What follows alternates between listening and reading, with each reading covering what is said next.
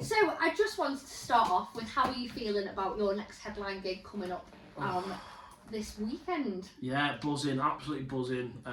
Wrexham's, I mean, I'm a Flintshire lad, so Wrexham's just a huge outlet for me in terms of gigs. I've done so many gigs in Wrexham now, and it's just always a welcoming crowd, you know. So to do a headline with my band, and obviously shout out Parish, and then upgrade to the rocking chair in the small room, is class. So it's just a nice way to bring Christmas in, I think. Definitely. Yeah. I mean, I'm not from the area, and I even know of the rocking chair, Yeah. so it's quite an iconic space. So Brilliant, yeah. obviously getting upgraded to there must be very exciting. 100%. There's so many. I mean, on the main stage, there's so many acts that have played in there. You know, the likes of Johnny Marr and Casey, what's his name, Tom Megan and stuff like that. So to be in the same space as well, it's just a good little venue.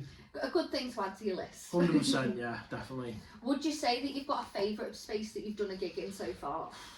Do you know what? I was on tour with Jamie Webster last month, and I've never played London in my life, and he invited me down to London, and we played a venue called Bush Hall in Shepherd's Bush, and that was just outstanding. It was really like theatre-like, a little bit like Deaf Institute in Manchester, but the space in the room, the sound, and just to fill the room up as well, it was class. So that'll stay with me for a long time, I think. I was going to bring up the fact that obviously, I mean, I've seen him live multiple times. What was he like to work with? Do you know what? He's such a gent. Like, he's the most down-to-earth artist I've ever met. Like, I was lucky enough to meet him in Spain on a songwriting camp. And we wrote a tune together, so we had that opportunity in there, just a space where we could write a song. So I had a verse I'd written at home, took it to him. I knew it was a song for him, and then we both just bashed out this song in an hour and a half. And he was just such a gent. And then obviously invited me to do a few dates on his tour, and he was just such a nice fella.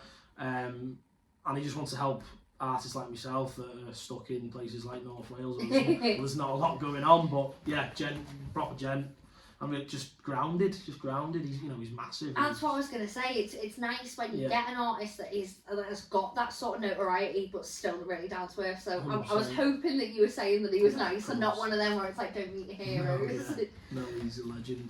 And speaking of people that you've sort of partnered with and things like that, obviously you're on a bit of a campaign at the moment to do an Aldi covers for Royston Club to try and get onto their tour. Yeah. So off the back of that, I wanted to ask you a bit of a silly question, but if you could work with any artist, dead or alive, who would you pick? Do you know what? I mean, this goes hand in hand when people say, like, what is a gig you'd like to go to? I've always wanted to see Freddie Mercury live. Yeah. And I think, for me, he's one of the best vocalists to ever live 100%. On this planet. I think to see Queen live would be amazing, but I don't know, just to meet it, just to sit in a room with him and just experiment. Like, his voice is ridiculous, so he's up there. But if we're talking modern day, like Sam Fender's in there, 100%. I love Sam Fender. His tunes are great. He just seems like a decent lad. And he's a boss artist. Exactly, and then you could just sort of bounce off each other. Then you need that personality to be able 100%. to be able to gel, I guess. Yeah, definitely. So going back a little bit then, in terms of sort of your songwriting, in terms of the sort of, how does that come about? Do you tend to do melody first, then lyrics? How does that sort of mesh together for yourself? Do you know what? It's changed over time. Really. Like, traditionally, I've always just like strummed. Like, I'll say this first, I'm not a guitarist at all. I don't know my scales. I've never had a guitar lesson in my life. Really? You wouldn't think so? Self-taught.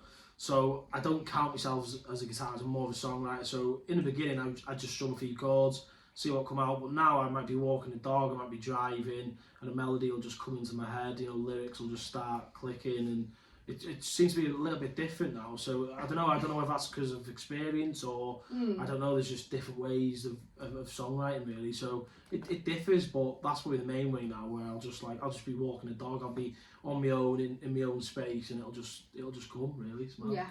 And off camera, you mentioned a little bit about Music Mondays. I want to hear a bit more about that. Tell me about that process. Yeah, so I work with an absolute legend friend of mine, Cal Roberts. Shout out Cal. Cal, he hasn't done enough for me. Like, he's just amazing. He basically took me under his wing when I was 17, 18. Started writing tunes, and he's helped produce some of my music. Put me on such a ladder, really, in this journey. But what we started doing recently is dedicating an hour or so on a Monday evening. We come in here and we just sit and write a tune, or we'll work on something that I've had on my voice notes that's a bit scrappy, and I think, I can change this and change that. and we just lock ourselves in for an hour and a half, 2 hours, and then we hopefully come up with a tune. It's been really progressive at the minute, so the aim is to just get a bank of tunes ready for the new year and start demoing them and see where we go. Perfect. And again, just sort of speaking on your music and your songwriting, so I've noticed that, you know, a lot of the subjects in your songs can be sort of a little bit more sensitive. So obviously you've got Scars, which really sort of screams out to me as almost like an outcry of someone to get out of a toxic situation. And then you've touched on sort of mental health as well, which, you know, considered slightly taboo topics. So was there a sort of thought process in sort of you wanting to sort of breach that taboo, if you like, or just something that's happened naturally? Yeah, I just think for me, I've always wanted to write real stories and real songs rather than, like, I know in the past I've wrote a lot of kind of boy meets girl relationship tunes and everyone That's does. still real life. Yeah, of course it is. Yeah, I love songs. But, you know, the last, I'd say 3-4 years now, I write about things I've seen. You know, in my day job, I work with kids. I work with quite vulnerable kids who live in like deprived areas, kids who, you know, have additional needs and etc. A lot of my tunes come from that. So the likes of Halfway Boys, Little Louie, Care in the World, they're all kind of based around that kind of topic. And then stuff like Scars, you know, I've never actually been in a toxic relationship. I've seen people in them, and I just think there's a lot of misogyny now. There's a dangerous world out there where I think, and you know, it's not just women, men might feel trapped in these relationships. And I just think it's an important topic to talk about. For me, like, if I'm writing a song, I want people to hopefully resonate with it. But I think what I'm doing at the moment is I don't want to be like too dark in the sense of, like, I'd like to think the song's actually quite upbeat, but the lyrical content, it actually means something. Do you know what I mean? So I always try and make sure every lyric counts, if that makes sense. I love that. But yeah, you know, it's, for me, it's stuff I've seen, stuff that I think is topical, and like you say, it's taboo sometimes, and I just think it's important that the kids of today hear about this stuff. I think especially what sort of resonated for me is hearing a male voice sort of speak about these things, because, like, obviously in terms of like toxicity and things like that, it tends to be from the women's perspective. Perspective. So I thought that was really nice to get the male gaze on that a little bit. And just sort of off something that you just mentioned then, in terms of your songs being quite upbeat, was that a conscious juxtaposition then, in terms of you having quite an upbeat sound, but then the quite serious topics, or is that just something that's just sort of flowed and happened? I think it's just kind of flowed, really. It's not something I think about. Like, I think, right, I'm gonna do like happy chords and sad lyrics. I think it just naturally happens, really. I've had a few comments on Scars that it's a little bit like 50s-y, a little bit doo-woppy, like the rhythm to it and stuff. So that's what makes you laugh, because it's almost like it's, you know, like I said, the lyrics are the polar opposite. But yeah, I don't know, it kind of happens, really. It's hard to explain. And I think as well though, it's quite nice, because if the song was quite dramatic and down, then maybe you wouldn't get the audience that you would get. So it's possibly getting that message across to a wider audience with it being a little bit more upbeat, I think. Yeah, that's it. I think, you know, I've wrote a few tunes now, and like I like having like a hooky chorus. I'm not scared of a pop song. And people dance around the word pop and say, you know, it's over. You know, it's a lot of stuff in the charts I'm not a massive fan of, but I think there's still pop in a lot of stuff that people tend to go, oh no, that's not pop, and it is. You know, I'm just not afraid to kind of use it. I think if you can get something catchy in a chorus, and you know, people will jump onto it. And people will remember it then. At the end of the day, when you sort of trying to grow and establish yourself, that's what you need, isn't it? Exactly, yeah. So would you say then, in terms of your style, what would you categorise that as, just for people that haven't heard your music before?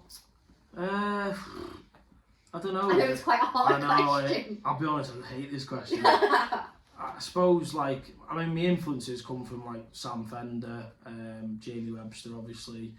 Bands like The Hunter, I used to listen to them a lot. We were just speaking about The Hunter before. Yeah, I love, like, back when I was in uni, I just absolutely rinsed them, the early stuff. So, but then, like, even going back to my roots, like the likes of Busted and McFly, I was obsessed with them when I was a kid. So I think they've always kind of stuck with me, like, you know, the kind of the pop choruses and stuff like that. But yeah, just like for me, like Sam Fender, I love hearing people talk about socially aware stuff. So I don't know, really. I suppose I live in that indie pop rock kind of thing. I also have to sell myself. I'm not selling myself at all, really. But yeah, Yeah. As I say, more of a question just for people that might potentially have not heard you, because I mean, as you know, we've been following you for a while, but sort of touching on that a little bit, you know, we've been following your journey for a little while through Instagram and TikTok and things like that. Was there a moment where sort of everything just clicked and you sort of realised, all right, people are actually getting my stuff, and you got that bit more of awareness around your music? I don't know. I still don't think it's clicked. I like to think I'm quite humble about it all, and I would say so with you saying that, because it definitely has if you've been on tour with Jamie. I think maybe the last year or so, like this year especially, has felt big for me in terms of, obviously, the Jamie Webster stuff. Selling out gigs is a bit weird because I'm not used to doing that, and I think coming from this area of North Wales, like the only kind of hot spot, if you like, is Wrexham. Yeah. So if you're not about there's not really a lot going on. You know, we've got the Tiv in Buckley, which is a historic venue. Yeah. Oasis played there years and years ago, but other than that, you haven't got much here. So a lot of us have to just go to, I mean, I talk about it all the time, we have to go to the likes of Liverpool and Manchester just to find venues and like-minded people, really, because there probably is loads of talent along this North Wales coast, but no one knows about it.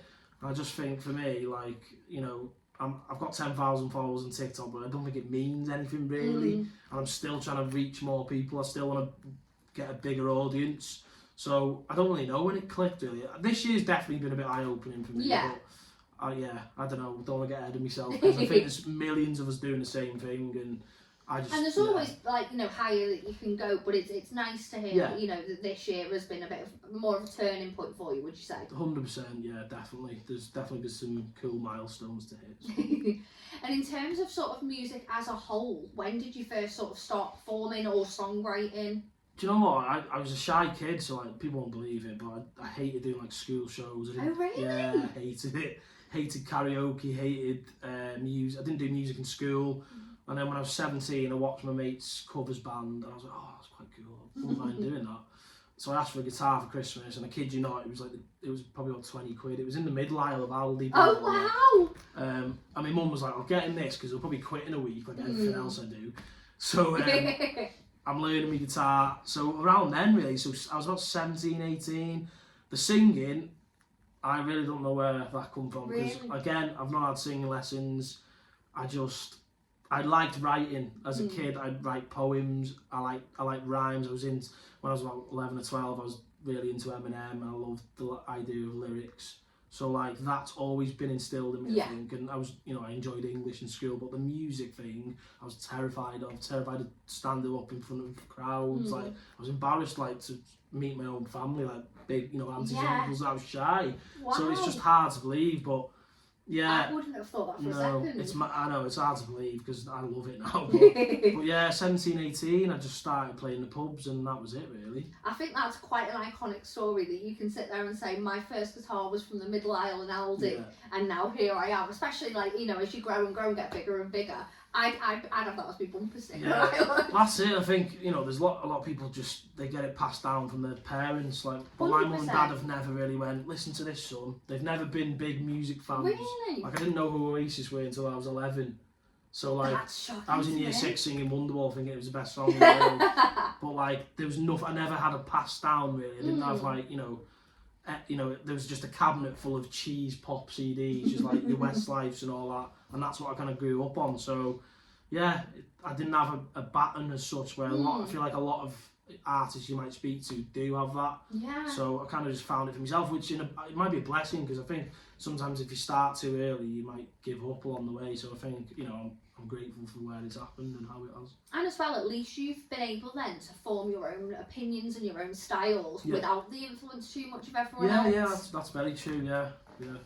So in terms of, obviously, like, as we just mentioned, you've released your latest single, Scars. What have we got coming up in terms of new releases from yourself? What have we got coming up? I've got for the first time in a long time, I've got a massive bank of tunes. Is there a potential album coming then?